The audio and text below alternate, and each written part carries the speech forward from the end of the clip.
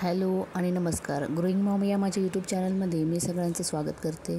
आज जे आहे ना, मी बेडरूमची जी बाल्कनी आहे ना, तिला मला धुवून काढायचं आहे. पाहू शकता तुम्ही, याच्यामध्ये भरपूर सामान आहे. ड्रम आहे जो घरमालकांचा आहे. एक्स्ट्राचं बरंचसं सामान असलं ना, खूप अडचण व्हायला लागते. त्याच्याबरोबर आमच्या काही कुंड्या आहेत. या प्लास्टिकच्या खुर्च्या आहेत ना, त्या एक्स्ट्रा झालेल्या आहेत. बऱ्याच दिवसापासून हॉलमध्ये होत्या, मग आम्ही तिकडे बेडरूममध्ये नेऊन ठेवल्या गॅलरीमध्ये. मग तिथे पण अडचण व्हायला लागली आहे. आणि जे तुम्हाला बकेट दिसतात ना, तिथे आम्ही ना झाडांसाठीचं ना खत तयार केलेलं आहे. तर ते त्याच्यात ठेवले आणि बरंच काही खत हे ते सामान आहे. शेणाच्या गवऱ्यासुद्धा आणून ठेवलेल्या आहेत झाडांसाठी. आणि इथे ना हे सामान असल्यामुळे ना अडगळ निर्माण झाली आहे. त्याच्यामुळे ना कबुतराने त्या ड्रमच्या पाठीमागे आहे ना अंडं घातलं आहे. आता तिथे अंडं घातलेलं आहे ना ऑलरेडी, त्याच्यामुळे ते काढता पण येत नाही आहे. जेव्हा ते पिल्लं बाहेर येईल आणि ते उडून जाईल ना, तेव्हा तिथलं साफ करता येईल आणि मग तिथली अडगळ थोडी कमी करता येईल. या खुर्च्या पण जे आहेत ना, तर ते आम्ही एक्स्ट्रा जेव्हा डोहाळे जेवण होतं ना, त्या कार्यक्रमासाठी आणल्या होत्या. पण त्या काही पुन्हा नेऊन ठेवायच्या राहिलेल्या आहेत, तर त्या तशाच पडल्यात अजूनही.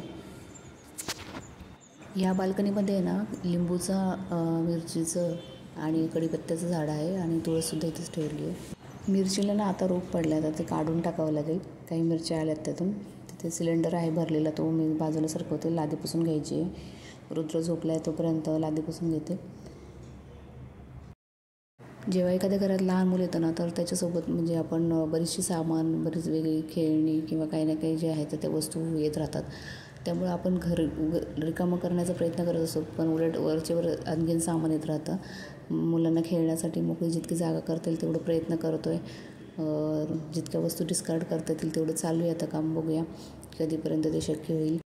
आमच्याकडे ना आधी एक जुना माठ होता, जवळपास 2017पासूनचा आहे. तर आई विचारतात मला तो टाकून देऊ का.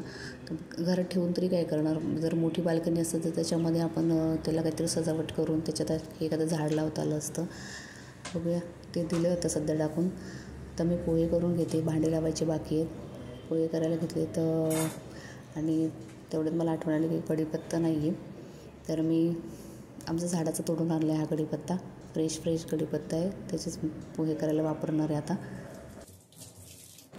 पोहे करायला घेतलेत. पोहे करतानाच रुद्र आईंसोबत खेळत होते, तरी पण ना त्याला माझ्या पायाशी घुटमळत होतं. त्याला बघायचं तर मी किचनमध्ये काय करते, तर त्याला दाखवते आता मी पोहे कसे करते. त्याला सांगितलं की याला कांदा म्हणतात, ही मिरची आहे, हे पोहे आहेत, असं सगळं दाखवलं. तो बघतो आहे. त्याला पण भूक लागलेली होती. सकाळी लवकर उठतो तो आणि त्याला आधी फिरून आणते. फिरून आणल्यानंतर तो थोडासा थकलेला असतो तो, मग लवकर झोपी जातो. पुन्हा उठतो, मग दूध वगैरे पिल्यानंतर पुन्हा त्याला मग आता जेव्हापासून आम्ही भरवायला सुरुवात केली तेव्हापासून तो सुद्धा काही ना काही खातो. सध्या पोहेच चालू आहेत त्याचे पण. इथे मी कुकरला आहे ना रुद्राचा वरण भात लावून घेते आणि त्याचबरोबर आमच्याकडे घरामध्ये बरीचशी नारळ होती, तर त्याचं मी वाटण करून घेणार आहे. बऱ्याचदा आम्ही आहे ना घरामध्ये बऱ्याच भाज्यांना शेंगदाण्याचाच कूट वापरत असतो, पण ओलं नारळ आहे त्यामुळे आम्ही इकडच्या पद्धतीने म्हणजे गावच्या पद्धतीने जास्त करून शेंगदाण्याचं कूट वापरतात. पण इथल्या पद्धतीने मी खोबरं, त्याच्यानंतर कांदा, ओलं खोबरं, कांदा वगैरे ह्याचंसुद्धा वाटण करणार आहे. त्याच्याबरोबर गरम मसालेसुद्धा घेणार आहे. त्याच्यासाठी मी आधी खोबरं जे आहे ना, आपलं बटाट्याचं जे किसणी असते ना, त्याच्याने मी हे करून घेतलं. म्हणजे काय होतं की मिक्सरला लवकर बारीक होतं. मिक्सरला जास्त वेळ नाही लागत. पातळ काप होतात त्याचे. त्याच्याचबरोबर कांदा पण कापून घेतला आहे. कांदा आणि खोबरं आहे ना लालसर भाजून घेतलं. त्याच्याबरोबर धने आहेत, लवंग काढलेले आहेत, काळे मिरे आहेत, तेजपत्ता आणि मिरच्यासुद्धा आहेत, लाल मिरच्या. ते सुद्धा व्यवस्थित भाजून घेणार आहे. त्याच्यासोबत आता मी काय करते, मटर आहे ना ते सोलते, कारण की कांदा आणि खोबरं भाजायला जरा वेळ लागतो. ते सगळं करून घेते आणि ते एक्स्ट्राचं वाटण करून घ्यायचं. मला भाजी करण्यासाठी त्याचा वापर करायचा होता, पण काय झालं ना, बराच वेळ झाला लाईटच आली नाही आमची. त्याच्यामुळे ते ग्राइंड करायचं तसंच राहून गेलं. भाजून तसंच ठेवलं. सोबत मग मटर सोलून होते ते.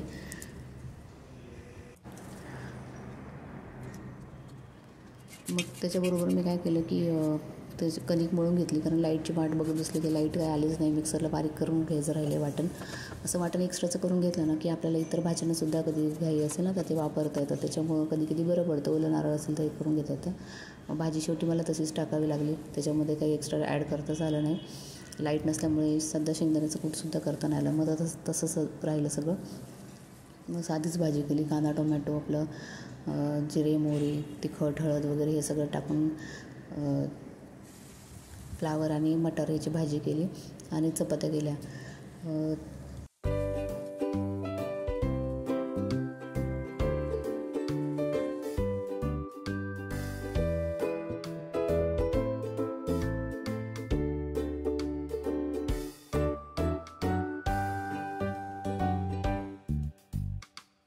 चपात्यांसाठी ना आम्ही हा लोखंडी तवा जेव्हा घेतला होता ना, तर त्याच्यामध्ये ना मला चपात्या नीट भाजताच येत नव्हत्या. चपात्या सगळ्या जळायच्या. आता मला त्याची टेक्निक लक्षात आली की तो जास्त तापून घेतला आणि नंतर जर त्याच्यावरती थोडा गॅस कमी करून भाजल्या ना चपात्या, तर चपात्या चांगल्या भाजल्या जातात.